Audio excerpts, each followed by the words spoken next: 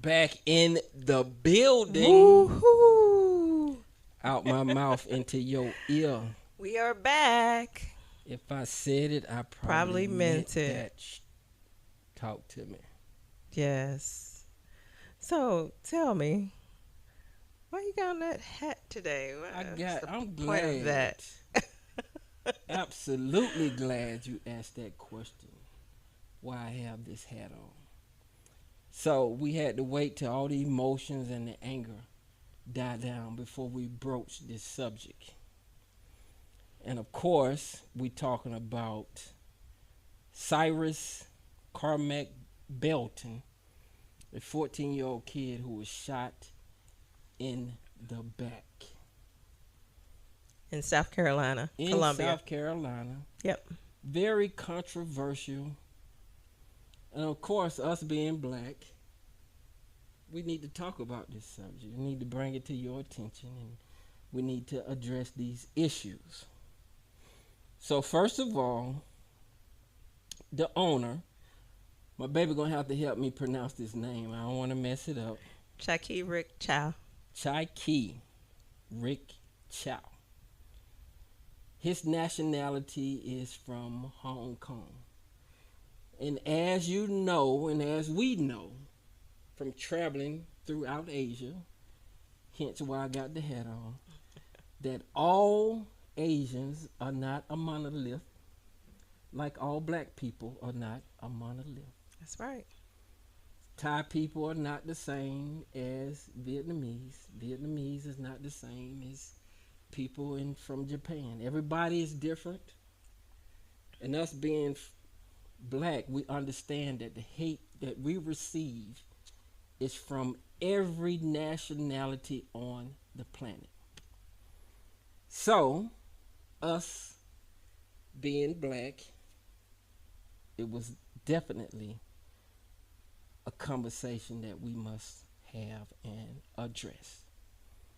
So, first of all, I like to start with the laws.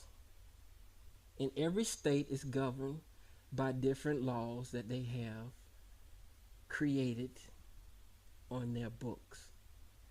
So in South Carolina, the law of murder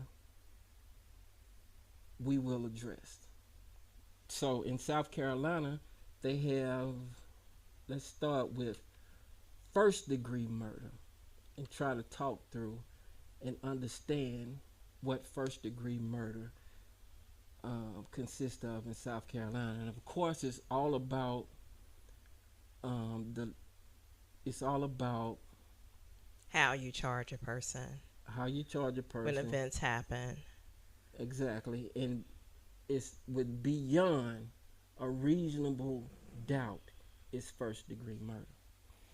So let's look at South Carolina first degree murder charge.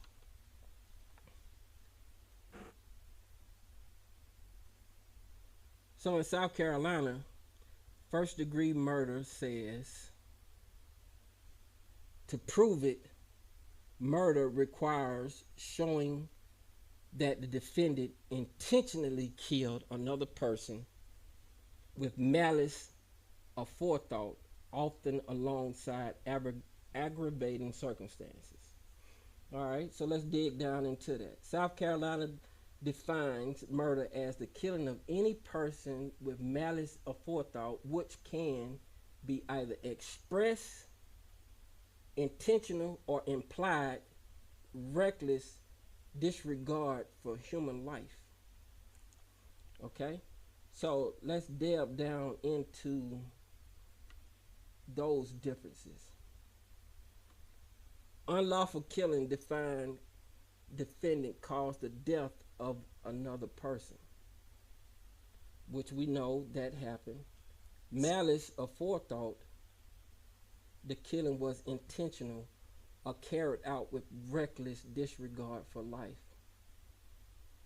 We can say that happened. Hmm. Causation, defendant actions directly caused the victim's death. We can say that happened. Aggravated circumstances, certain factors can elevate the severity of the charge and influence sentences such as murder committed during another felony, robbery, burglary, or arson. So there was no robbery, burglary, or arson. Killing a law enforcement officer, that didn't happen. Multiple victims killed, that didn't happen. Murder for monetary gain, none of these things happened. So this is why it was hard to prove that first degree murder took place in South Carolina. Yeah. So with that being said, we have to ask ourselves, see, these attorney generals and these prosecutors, these people are pretty intelligent. And so they have an agenda off top. So he knew that proving first degree murder beyond a reasonable doubt would be hard for a jury to prove. Okay? So we're going to move past first degree and we're going to come over to second degree.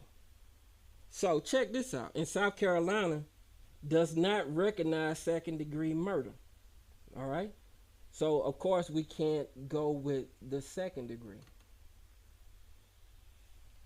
So another thing that I want to talk about here is when the prosecutors, when they definitely want to convict somebody, there are multiple charges. So we have to ask ourselves why this prosecutor did not charge first degree murder, which is beyond a reasonable doubt. Mm-hmm. And if we really want to convict this person, why didn't he include the manslaughter charge as well? So that's a very interesting question that needs to be answered at some point. I'm curious to say, if they only charged him with murder, first degree murder, is there an opportunity that they can still charge him with manslaughter? Which I don't think you can, because you can't charge a person on the same case if they've been found not guilty. If I'm remembering that correctly, because I think you're speaking in terms of double jeopardy. And I'm not familiar with the law, but this is something that needs to be looked into, because manslaughter. Let's go over the charges of manslaughter. Okay, so manslaughter, according to what's going on here, says in South Carolina law, says providing manslaughter in South Carolina. In South Carolina, manslaughter is defined as the unlawful killing of another person without malice, aforethought, meaning without the intent to kill or cause serious bodily harm. This is a key distinction from murder, which requires malice, either express or implied. Okay, so let's go with these terms. Voluntary manslaughter, the definition is killing in the heat of passion after a sudden and adequate provocation that a reasonable person might have reacted to in the same way. So we know this is something that was done in the heat of passion. He brainwashed, he filled with all this racism towards this certain community in his head. So he already have this built up within him. So when he saw something negative, it was the heat of passion at that moment. The killing must occur immediately after the provocation. There must be no reasonable opportunity for passion to cool. All these describe what happened in that convenience store. The provocation must be sudden and unexpected. Okay? So, examples: discovering a spouse in the act of adultery and killing them immediately in that moment. Guys, please, women, let's be smarter than that. So involuntary, let's jump down to involuntary manslaughter. Unintentional killing by criminal negligence. or while committing an unlawful act not amounting to a felony. So we know that that occurred. Key elements: the killing must result from reckless disregard for the safety of others or gross negligence in a lawful act. All right. The kid was running away down the street. He's shooting a gun in public, which endangers other people. So you have first degree murder and manslaughter. Yeah, he was able to avoid first degree murder because it's beyond a reasonable doubt. But we have these other guidelines within manslaughter where he would have been convicted. And the penalty of manslaughter is mandatory minimum of 2 years and a maximum of 30 years. Okay? So we believe that if the prosecutor had a charge, both first degree and manslaughter, we would not be having this conversation. But we know that the judicial system in this country is very unfavorable to us as black people. True. So I would conclude from being a black man growing up in this country is why I avoid the court system totally. Is to believe that the prosecutor had an agenda which worked. So now he is not found guilty. So now it create an area to create a conflict between black people and Asian people. Herein lies our conflict. Because we know that Asian people are not a monolith, like black people are not a monolith. They are all different. Thai, the reason I'm wearing this hat because we have traveled through Asia, top and bottom through Thailand, met some amazing people in Thailand. And Vietnam. Been through Vietnam, met some amazing people in Vietnam. So we know that Chinese is not like Thai. Thai is not like Japanese. Vietnamese is not like people in Singapore. Every culture through the Asian diaspora are different. Now, it brings us to the topic of boycott. Boycott is a serious. It's pretty serious because it affects people economically, right? Yeah. And we actually have, in the black community, we do have enough spending power to make an effect on the decisions we make with boycott and who we choose to boycott with. So it is a very important and serious decision that I think that oftentimes, people say, oh, we've been through enough boycotts where we do it 1 week and it's done. But then there's other scenarios where we make a decision to move forward on something. And this has been the discussion in the black community, how with this event, we're not spending our money. And it's been called out with Asians specifically. Targeting Asians, which is a large population to cover. The point is, it's about respect. When we fight for civil rights, we don't just fight for civil rights for the black community. We fight for civil rights for all people. That's right. It's called being a humanitarian. And when we fight for those civil rights, we are the last to benefit from that fight. So all we are asking is that y'all recognize the wickedness behind racism, understand it, and help us fight against it. This would avoid boycotts. So I want to play some videos of some Asians Asian that's talking reckless, which we know she does not represent all Asians. But her speech is so reckless, have to bring it to your attention.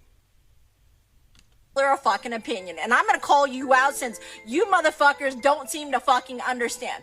Every single one of you over there boycotting Asian business and spreading more Asian hate, you fucking black fucking people with your black fatigue, okay? And what your people call niggerism. Yeah, not my words, those are your people words. You people that is living in that black culture mentality, the poor victim mentality, thinking that people still owe you fucking reparation. Yeah, you motherfuckers, I'm the one talking to you motherfuckers. Every single one of you failing in life, and then you want to blame everybody else. You see this whole Cyrus case and Mr. Chow? None of this would have happened if you motherfuckers raised your fucking kids right. That fucking little boy witnessed some of his business trying to steal fucking water, okay? Now, I might not agree with Mr. Chow chasing the fucking boy and shooting him fucking in Timbuktu, okay, wherever the fuck he was.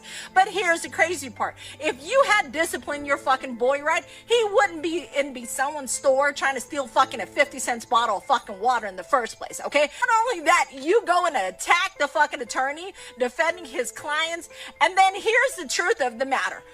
Your people, there are 7 black jurors who found your kid responsible, making Mr. Chow, okay, not guilty because they understand your fucking culture, your mentality.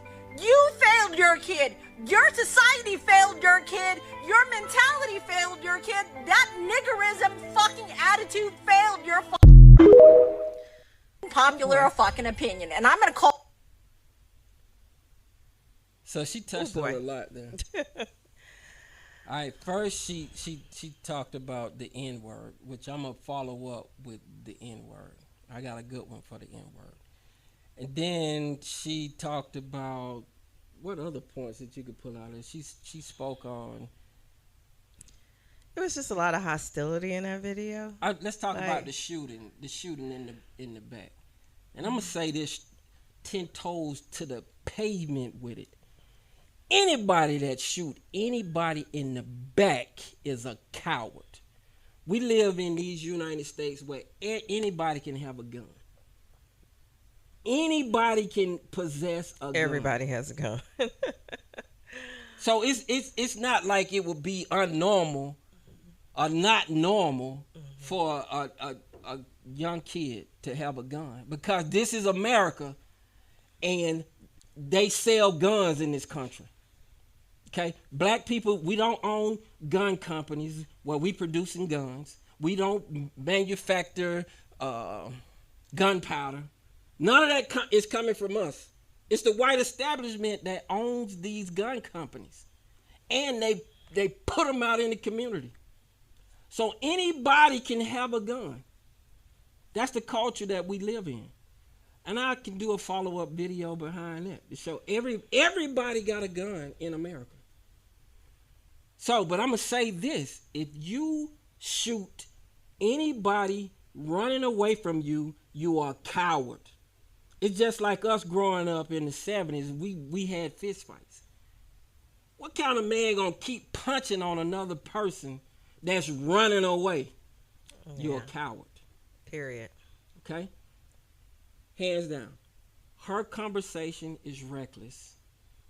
And we are asking that other Asians who know that her conversation is reckless to speak out about it. That's all we're asking. This next video we want to bring to you is about how Asians, but it's not just Asian, any immigrants coming to our country are brainwashed by white racism to be against us. So I want you to hear this. That's the propaganda.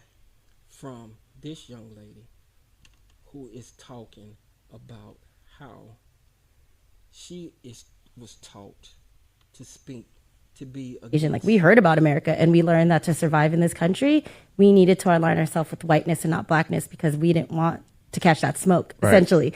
So we aligned ourselves with whiteness. And so proximity to whiteness keeps us, quote unquote, safer. But in doing that, they can be like, ha, model minority. If the Asians can do it, why can't you do it? And so we created a wedge as people of color against other people of color. Yeah. It's a whole thing. Yeah. Yeah, it's a whole thing. And then like the riots in LA, the wedge theory came in crazy because professionals from Asia came, but they're not allowed to be doctors here. But they can get a loan because they're proximity to whiteness. But they can only get a loan in black neighborhoods. Right. Where black people couldn't get loans. Right. And so there's that automatic tension. So all we ask, just do proper research. Stop getting caught up in the propaganda coming from the media. And ask yourself this: black people don't own major media Yeah. in our country. They control the narrative. They can make you believe and think how they want you to think. I'm going to put a quote out here by Dr. Carter G. Woodson. And he said that if you can determine what a man shall think, you never have to concern yourself with what he will do. If you can make a man feel justly an outcast, you would never have to tell him to go to the back door because he will go without being told. Be wise. Don't let somebody else control your thinking. Because the power, they control all the media. And they can manipulate your mind without you even knowing it. So pay attention. Pay attention. So we know that all Asians, like I said, are not a monolith. And we want to end this with great Asian people that we've met. And this guy is definitely a model of that good character. And we want to leave y'all with that part, this part of the video. All right. But before that, I want to state that we are proponents of the boycott because they send a message, right? They work. Yep. Right? But what we could ask of the Asian community is when you see the injustice, speak up. Yeah. When you see that somebody is misrepresenting the right perspective, speak up. And then we won't be involved in a boycott. All this is about respecting, understanding the issues, and stop believing what somebody else has propagandized your mind to think. That lady who was speaking reckless, she was speaking all white, racist speaking points. You could take her nationality away and her accent away. She's no different than these racist white people that we are fighting against. So I'm going to jump in here because I've been quiet and sitting and just digesting it all. Please do, baby. We need some softness in I there. know. It's just, it's a lot what we're dealing with now in the society we're forced to live in. And there's just a lot of anger and hostility. Guided by the president. Yeah, and they're putting us against each other.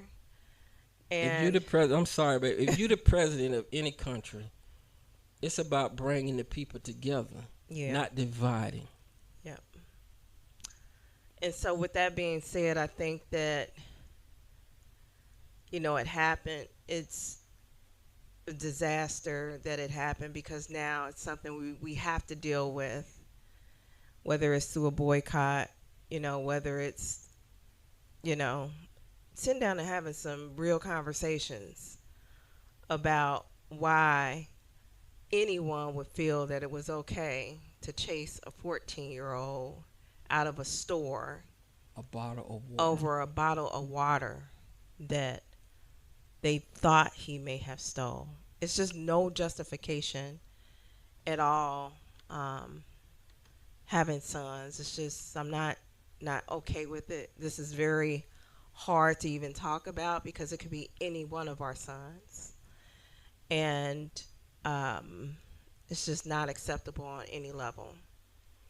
So just imagine the pain of that mother losing her son in that manner. See, it's easy to, like, if it's not you, it don't concern you, you can just walk away from it. Yep. But that's a pain. Losing a loved one is a pain that you could never bounce back from. I lost my mom in 1982. And it's a pain that I still struggle with to this day. Now, I want to talk about, I know we're trying to wrap this up, but Mr. Rick Chow is from China. And we know that all Chinese don't represent Rick Chow. So I got another video of this lady speaking about her business interaction with Chinese. Now, I can't verify this, but it's still a conversation to be had. Y'all, Jazzy Reloaded Uncensored said China, they ain't effing with the Asian Americans. Why is they keeping their name in their mouth? Y'all kept running around here saying that, oh, China, y'all still getting the products still coming from China. Well, baby, China had called me. China mainland had called me and told me to tell y'all to stop bringing them the fuck up in y'all shit, okay? They said, fuck you, fuck your mama, and fuck your daddy, because they do not consider Chinese Americans to be real Chinese people. They said y'all just look like them and y'all distantly related. They said they don't even know you like that. They said from the moment that you pledge allegiance to the United States of America, hold your hand up and become a citizen, you are not a part of them and you is not their fucking problem and you is not their fucking business and they don't know why the fuck y'all keep dragging them and y'all beef. They said y'all don't even act Chinese for real. The shit y'all be doing, they said they can't co-sign that shit and they don't know why y'all throwing them around. They said they will sell directly to black vendors and they will sell directly to black businesses and that they don't give a fuck about what y'all got going on. Okay? Okay. Have a good day. Ooh. She said a mouthful. Wow. But the point we're trying to make is divide and conquer by the elite has been a program that they have used. It's a playbook. Since Let's the call it what it beginning. is. So we got to stop being fooled by these same playbooks, divide and conquer. We truly don't have no problems. Asians, we don't have no problems with each other. Asians don't have no problems, or we don't have no problem with Asians. But we do know that some Asians want to be accepted by the white community. That's your choice. That's fine. But in doing so, it's got to be a level of respect there. Period. We respect y'all. Y'all respect us. You cool with me. I'm cool with you. Life goes on. And we're going to end this one on a positive note with this young Asian. Yes. Beautiful spirit. Yes. Thank you. Beautiful personality. And this is what the world needs. All this hate and anger and man, that's not who we are. We loving, kind, and gentle people. You respect us, we respect you. You love us, we hugging and kind. So we're gonna end this with this young Asian male. Beautiful conversation. What's up, y'all? I just want to say happy Juneteenth to all the beautiful black men and women and children and everything in between watching this. I'm obviously I'm not black and I can never know what it's like to be black, but you guys know I've been influenced so much by, how could you not be? How could you grow up in America and not be influenced by the culture that dang near built this country, the people that dang near built this country? You guys have done so much for communities, for this country, for people like me. You've poured into me, you challenged me, you've loved me, you've supported me. What y'all poured into me, I hope I can return tenfold. And I just want to say thank you. I hope you enjoy your day. For real, sincerely. Yeah, Sange. Amen. We appreciate you too. Yes. Beautiful. And it is Father's Day this weekend. Oh, it sure is. So we got to do a toast. Do a toast. It's my Father's Day gift. Yeah. So we're gonna spin it. Spin it. Spin it. Spin it. Spin it. Thank you for tuning in. Yes. Many more to come. Yes. Everybody have a wonderful Father's Day.